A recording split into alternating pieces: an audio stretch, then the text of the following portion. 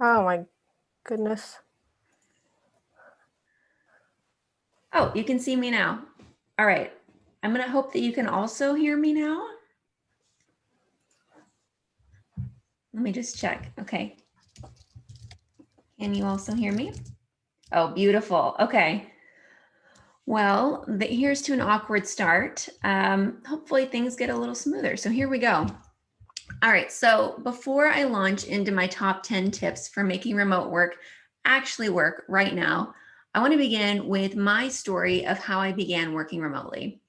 And to do that, we need to travel back in time to 2008. It was a simpler time. Tina Fey was amusing us all with her impressions of Sarah Palin. We all thought rickrolling someone was hilarious. And Beyonce was encouraging men to put a ring on it. Well, that summer, my boyfriend at the time did just that. He proposed, and I gleefully said yes. We returned to grad school that fall. Now, I was studying computer science, and he was studying nuclear engineering. And we ran into a bit of a problem. I was starting to apply to full-time jobs and get offers, while the recruiting cycle for his industry didn't start until the spring. The challenge was that there aren't many open nuclear engineering jobs at any given time, and they are in very specific locations. Ultimately, we knew that we wanted to live in the same location. I ended up with 3 job offers that fall in Raleigh, North Carolina, but I was afraid to commit to them because I didn't know where my fiance would get a job. So eventually, I decided just to put my cards on the table. I called up each of the hiring managers and I said, look, I can commit to working you for a year in the office, but I can't really commit after that. I'm not sure if I'll still be living in Raleigh after that. Will you let me work from home after a year? And one of the managers was like, nope. And one of the managers said, well, maybe it depends on your performance. And one of the managers was like, yeah, that's no problem at all. So it was a pretty easy decision for me. I didn't care about the tech or anything else. I just wanted to be able to have the option of working remotely. So I accepted the job with the manager who would let me work remotely. My fiance received a job offer for a company in Maryland, so we were glad I had the option to work remotely. We both graduated and began our full-time jobs, me in North Carolina and him in Maryland. Now, my job was in Cubeland, and let me tell you, Cubeland can be the worst. I didn't have any windows. I had to be quiet. People would glare if I yelled down the Cubeland hallway to a friend. Now, I tried to liven it up a bit by wallpapering my cube with bright polka dotted wrapping paper, but it still felt pretty drab. After a year in Cubeland, I was happy to get married and move to Maryland and get out of Cubeland. I was thrilled to begin working remotely. But here's the thing, and you've probably experienced this recently. Working remotely can be the worst. This was a huge adjustment for me.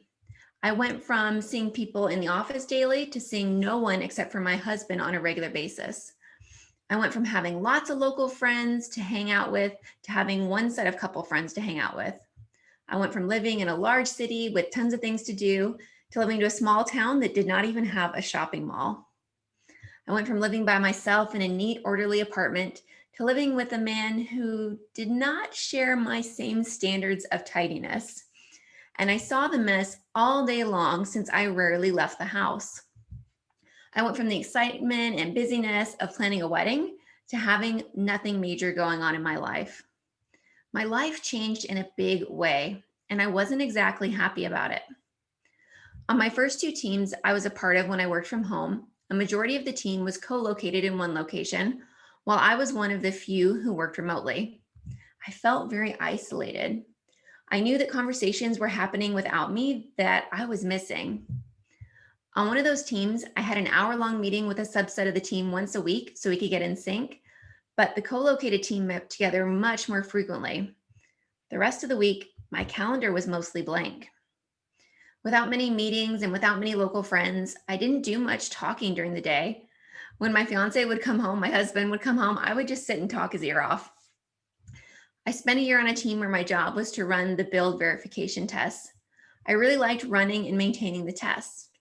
Typically, the build was ready to be tested first thing in the morning, so I started working at 6:30 a.m.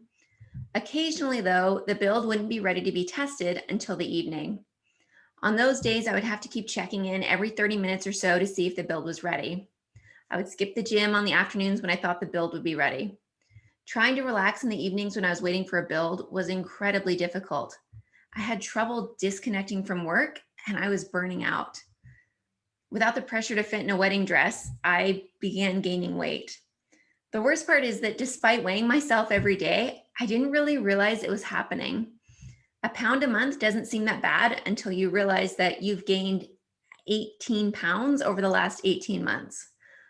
Whatever my husband ate, I also wanted to eat. I mean, that's fair, right? My desk was actually two card tables side by side, and it was less than comfortable, not ergonomic at all. So, all of these things combined left me kind of unhappy and unpassionate about my work. I used to daydream about quitting. Over time, though, my career began to gain momentum. I was able to switch teams and roles to gain new skills and work on new projects. I was able to travel to speak at international conferences. I spoke at a conference several years ago all about working from home. An IBM exec happened to attend this session, and she encouraged me to start a diversity networking group for remote employees. It was a lot of work, but the group eventually grew to 11,000 people under my leadership. This was a huge leadership opportunity for me. And I was even able to participate in the IBM Corporate Service Corps, where I worked in Kenya for 4 weeks on a service project. After nearly 8 years at IBM, I went on to be a developer advocate at Sugar CRM, and I worked remotely there. Currently, I work as a developer advocate for MongoDB, where I continue to work remotely. I've been remote since 2010, and I really enjoy what I do. In fact, on the rare occasions that I go into the office to work for a couple of days, I struggle a bit. First, I realize how much I talk to myself, which is a little embarrassing. But second, I get distracted by all the chatter. I find myself chatting with coworkers and then distracted by other people chatting. I want to know what they're talking about. I much prefer to sit in the quiet of my home office where I can look out my window and listen to whatever music I like at whatever volume I like. Once I figured out how to work remotely, I loved it. And I don't see myself ever going back into an office. Now, many of us are going on month 7 of lockdown, 7 months of remote work. Maybe you're finding remote work to be the best. You're loving the lack of commute and extra time with your friends and family. Or maybe you're finding remote work to be the worst. You're feeling isolated, or you can't focus with kids and pets running around being noisy while you're trying to work. Or maybe you're somewhere in the middle where you have good days and bad. Whatever the case, let's talk about how to make that experience better for you. So today I'll share my top 10 tips for making remote work actually work. The slides for this presentation are available on SlideShare, and I've included a link to them in a tweet that I've pinned to the top of my profile. My Twitter handle is Lauren_Schaefer. So let's jump into the tips. Number 10, acknowledge this isn't normal. Life isn't normal right now. If you're struggling to work remotely, it's important to acknowledge that these are not normal remote work conditions. Julia, who's a technical program manager at Google, tweeted this at the beginning of May. She said, "I've been working remotely for 2.5 years. The past 2.5 months have left me more exhausted than ever before. This is your reminder that you're not working remotely. You're working remotely during a global health crisis." I could not agree more. I've been working remotely for 10 years, and working remotely during quarantine has been a huge struggle for me. For the first 2 months, I had a 4-year-old who was running around, making noise, and interrupting me. Now, before the pandemic, I would tell people that I work from home, and they would say things like, "Oh, that must be so nice that you get to spend time with your kid while you work." And I would say, "Oh, no. She goes to daycare. There's no way that I could work effectively and watch her at the same time."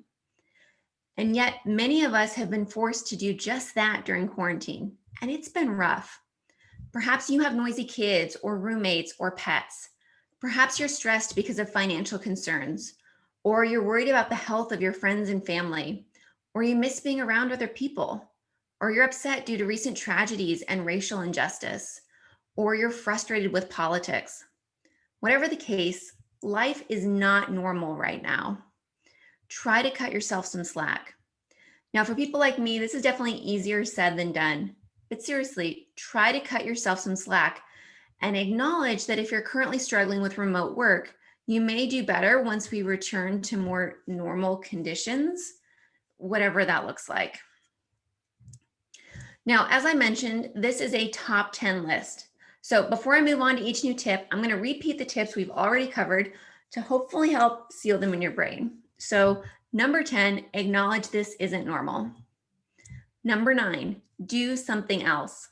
If you're going to be on a call where you know you're going to struggle to pay attention and you're going to be tempted to like reply to email or check your social media or maybe make snarky comments with your colleagues on Slack, take your hands away from your keyboard and do some other mindless task. For example, you could do the dishes or color or dust, do some house cleaning, or perhaps you want to exercise, or maybe you want to paint your nails. Studies show that doodling helps people retain information.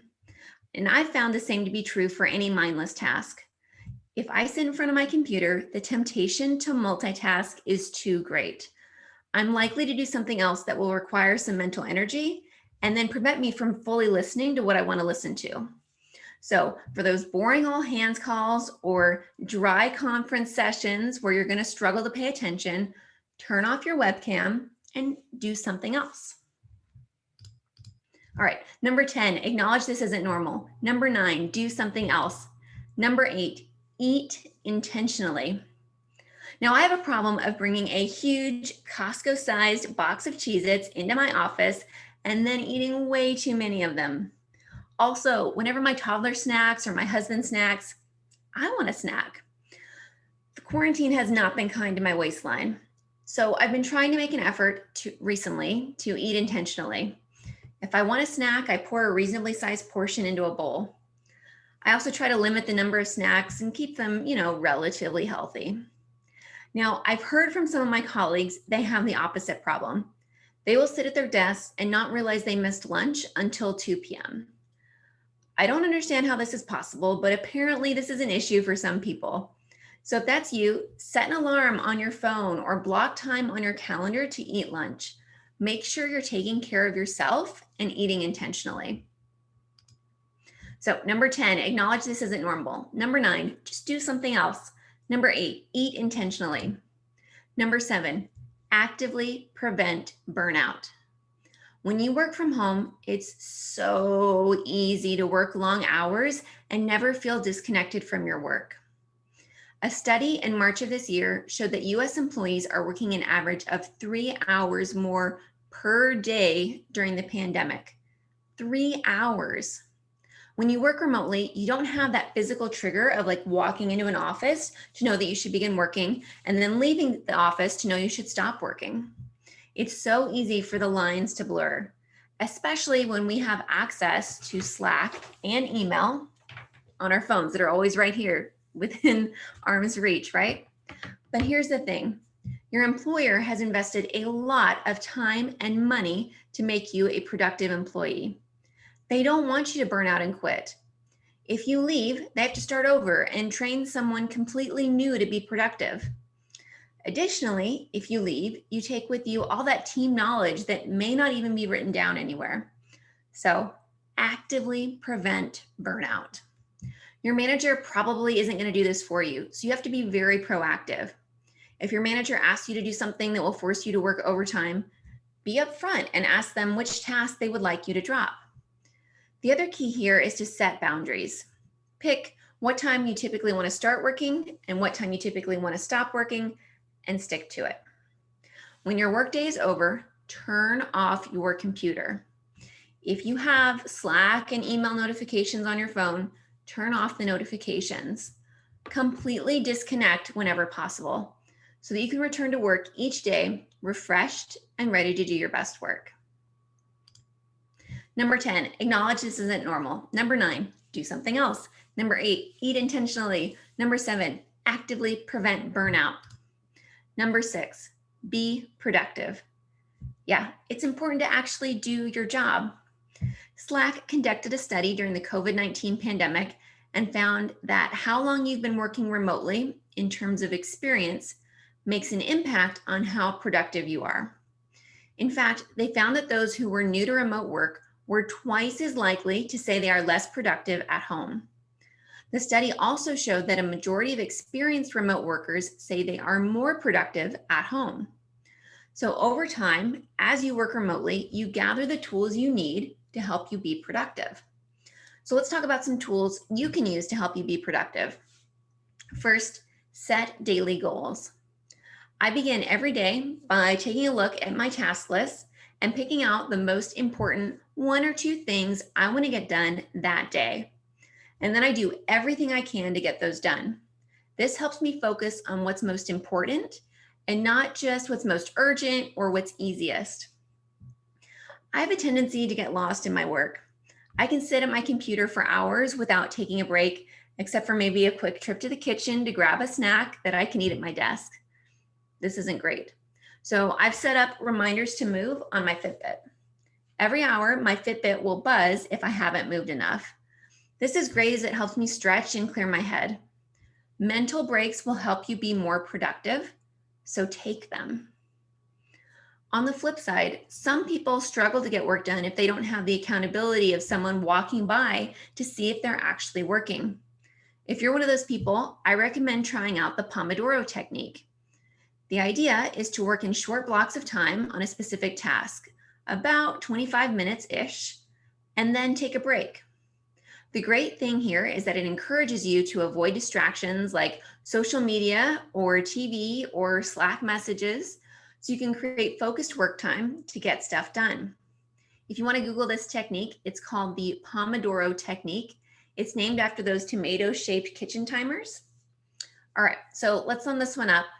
Set goals, get important stuff done, be productive. All right. Number 10, acknowledge this isn't normal. Number 9, do something else. Number 8, eat intentionally. Number 7, actively prevent burnout. Number 6, be productive. Number 5, embrace the kids. Now, this is not advice I would typically give remote workers, but these are not normal times. I don't know if you remember this BBC interview from a couple of years ago. This guy is giving an interview on a very serious topic, and one of his kids rolls in, super pleased with herself. The dad is just mortified. And then kid number 2 rolls in, and dad just can't believe this is happening. And mom comes in to save the day and manages to eventually shut the door. Now, to be honest with you, I probably would have been mortified as well. I'm a huge advocate for having childcare if you're working from home. It's really hard to be an effective parent and an effective employee at the same time. The thing is, kids are home right now, and there's very little we can do about it. I've been so impressed with the way Jimmy Fallon has embraced his kids while attempting to film The Tonight Show. He knew his kids were going to be around, so he rolled with it. My husband and I have done our best to co-parent while working remotely, but it's been tough. I've been so appreciative of my manager who talks with my daughter and makes her feel special when he sees her on the call. My kid is so much happier if she feels acknowledged. I found that if I let her come in, like wave to everyone, she's much more likely to leave and play in another room. If you're working with people who have kids at home, please be kind to the kids. The parents are struggling, and a few kind words to the kids will make everyone feel better. While it may seem like parents are the least productive people on your team right now, a Valor study actually showed otherwise. They surveyed people during the pandemic and found that those who were working from home with children saw a 2% productivity decrease. They found that those who were working alone without other adults or children in the home saw a 3% productivity decrease. Now, this really surprised me. My hypothesis would have been that parents would be the least productive group. So when you're checking in on your coworkers who are parents to make sure they're doing okay, also check in on your coworkers who are isolating completely by themselves, because they might be struggling even more. All right, number 10, acknowledge this isn't normal. Number 9, do something else. Number 8, eat intentionally. Number 7, actively prevent burnout. Number 6, be productive. Number 5, embrace the kids. Number 4, care for yourself. This is another one that's easier said than done, especially if you're caring for others right now. But do what you can to take care of yourself. Try to exercise a bit every day. Try to eat something healthy. Try to do something fun. Now, I'm an introvert, so you'd think that I'd be doing fine during quarantine, but I actually have way less time to myself now that everyone is home with me all the time. I found that taking slow walks by myself in the evening can really help. Sometimes I'll even put my noise canceling headphones on and don't even play music so that I can really be alone with my thoughts. My husband and I decided about 2 months ago that we should each take a night off from parenting. Sometimes I'll meet up with a friend for dinner at a local park.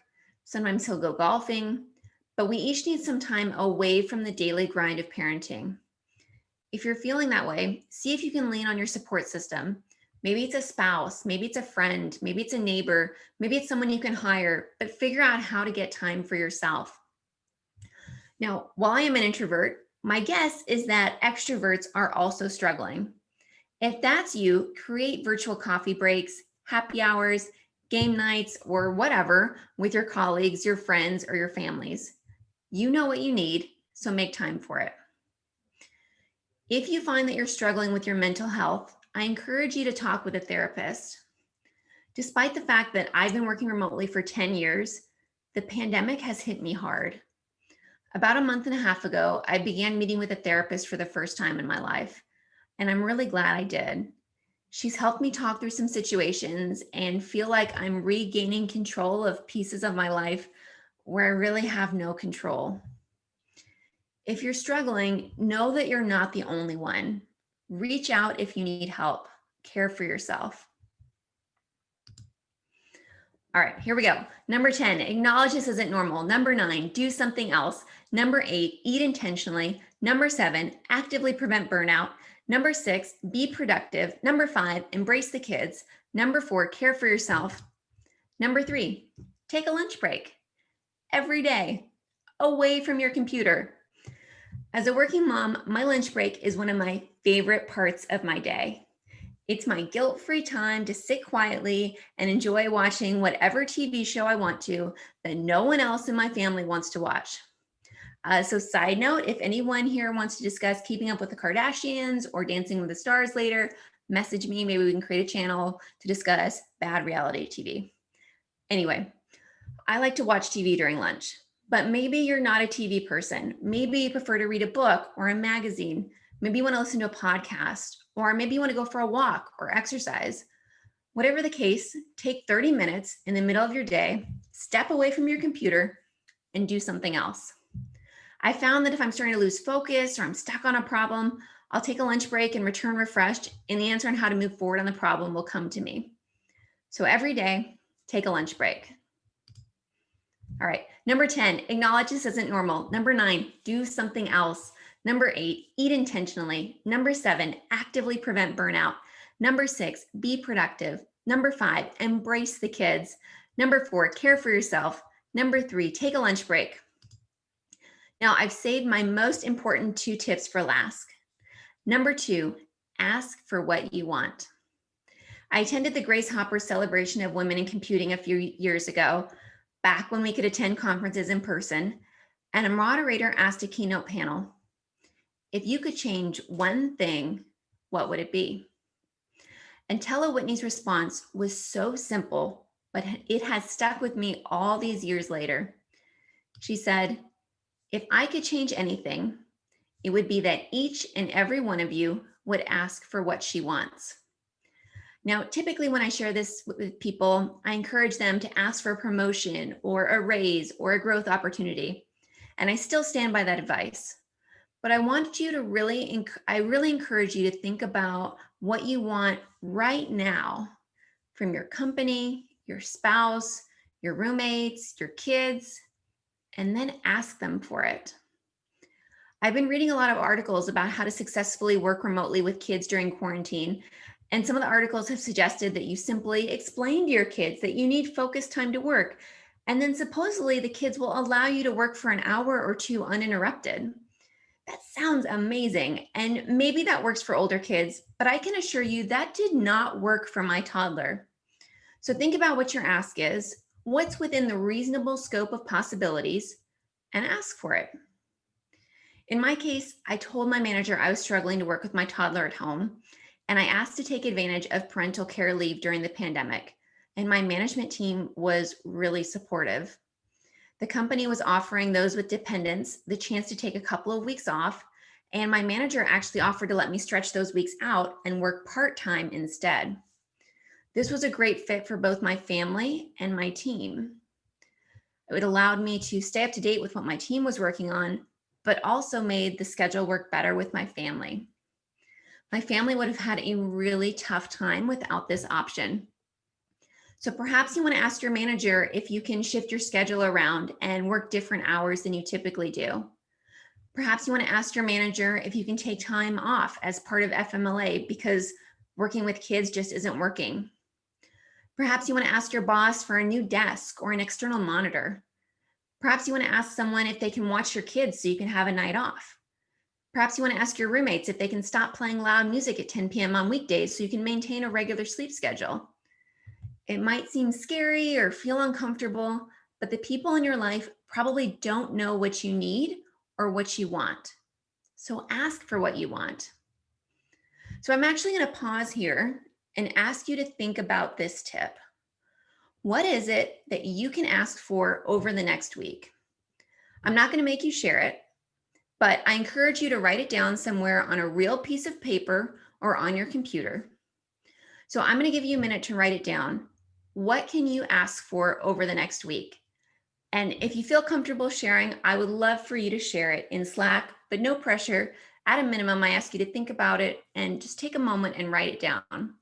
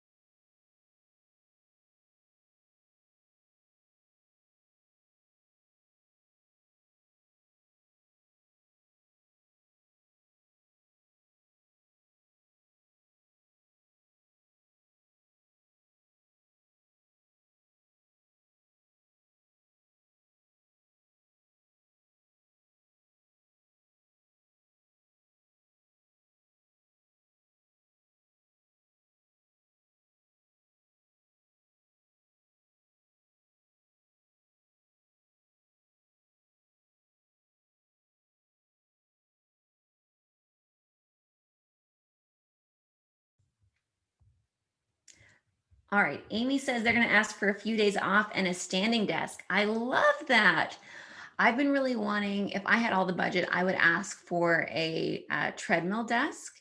I think walking would be really nice. Standing desks are like, that's a lot of pressure to just like stand all day, but I'm very intrigued by the treadmill desk idea. All right, anyway, that was a random side note. So I hope you all wrote something down. This is something that you can keep thinking about. Let me make sure I'm unmuted as I'm sitting. I am unmuted. Okay. So I encourage you to step into the discomfort and ask for that over the next week.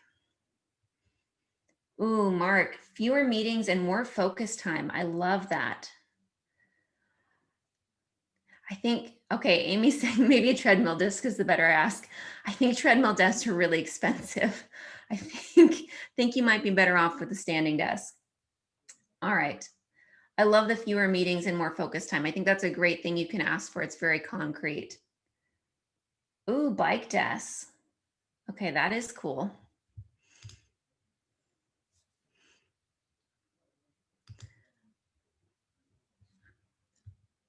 Oh, it looks like I had a whole slide to ask that. Okay, moving on.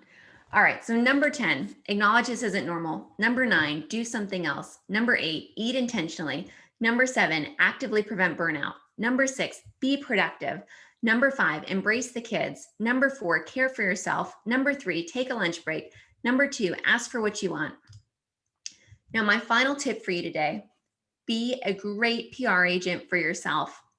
Now, I'm shamelessly borrowing this tip from a keynote that Nora Denzel gave several years ago. She encouraged us all to be great PR agents for ourselves. Your colleagues and your manager probably don't know all of the amazing things you do, so tell them.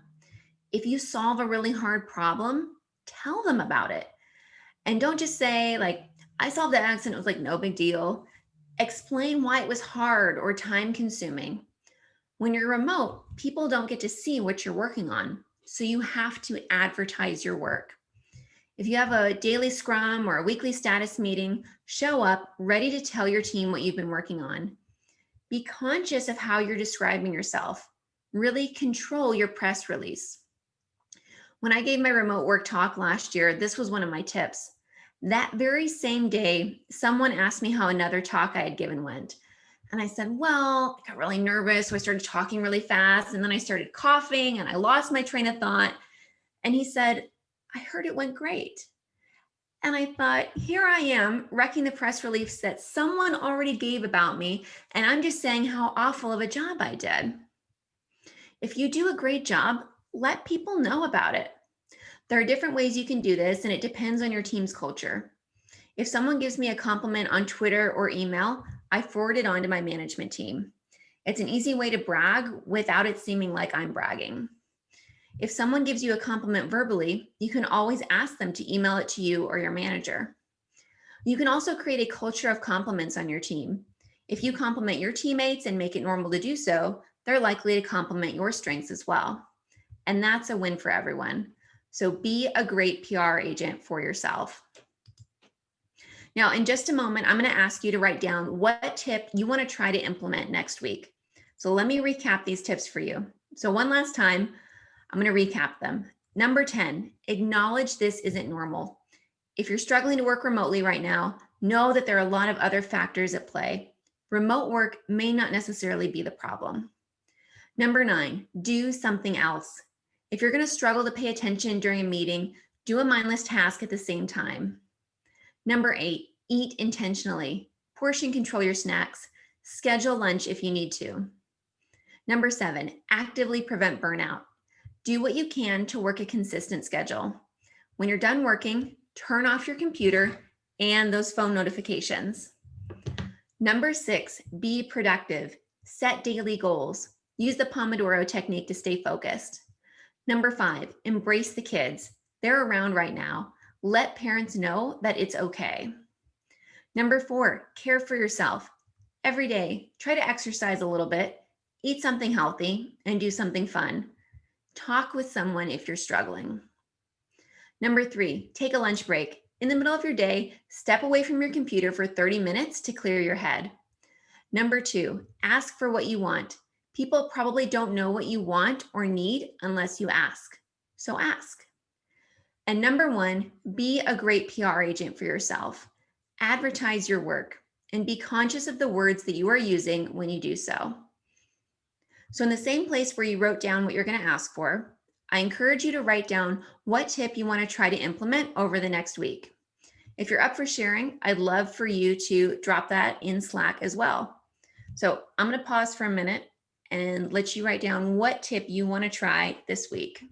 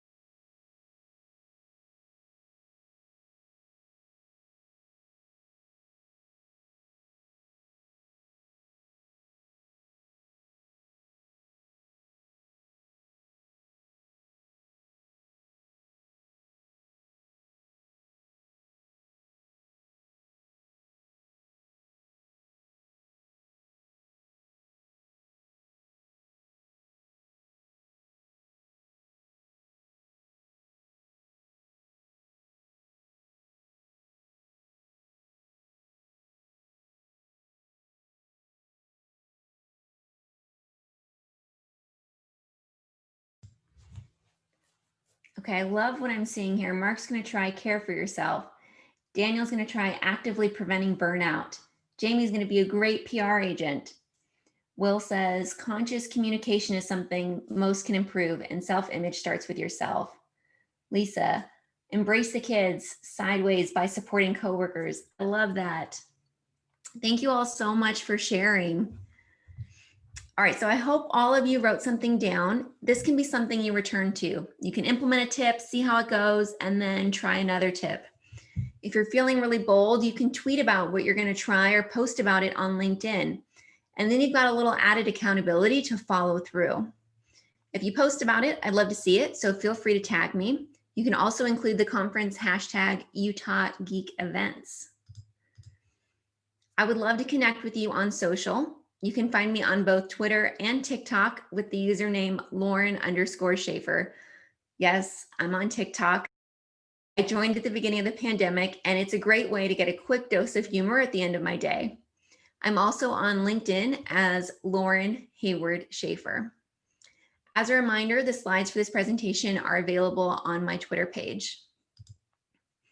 If you're thinking, wow, I would love to hear Lauren give another presentation, well, you are in luck. I'm giving another talk tomorrow afternoon entitled From Tables to Documents, Changing Your Database Mindset. It will be all about how and why to change your mindset as you move from a relational database to a document database like MongoDB. The talk is at 1 p.m. Salt Lake City time, which is 3 p.m. Eastern for me. I hope to see you there.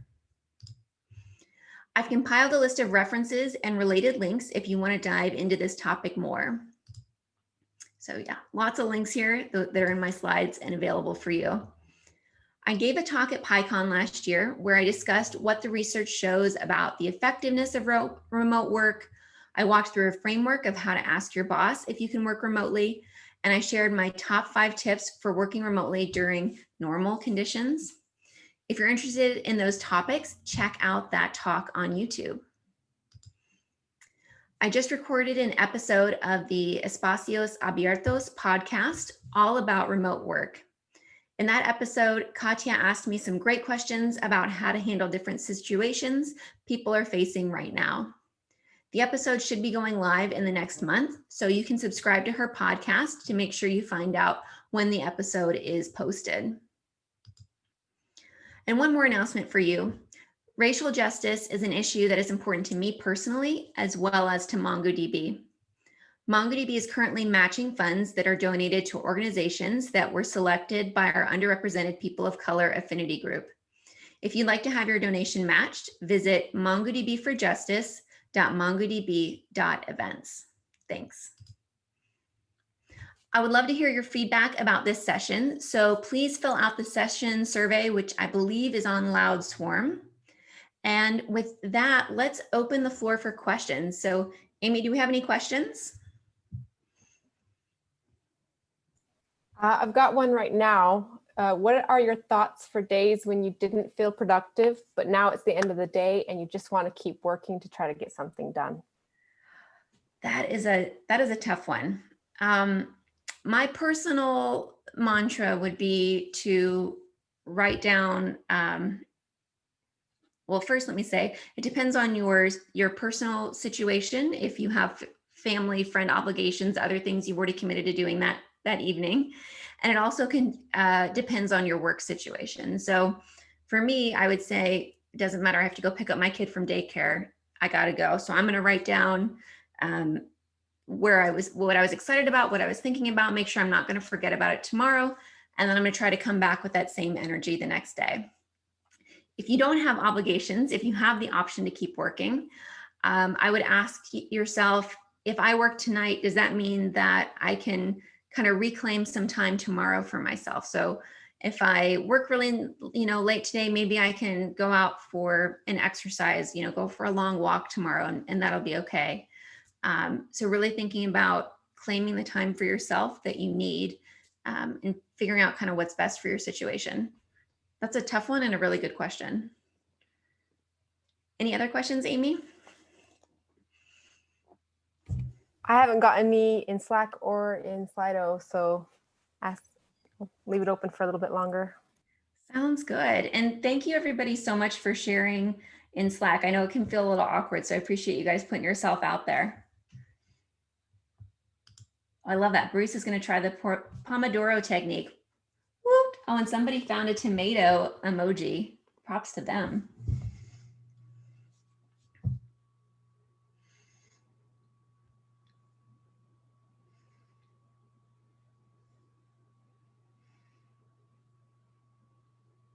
Oh, Michael managed to get a standing desk through work. Love that. So Amy, maybe you can figure out how Michael did it and you can jump on that.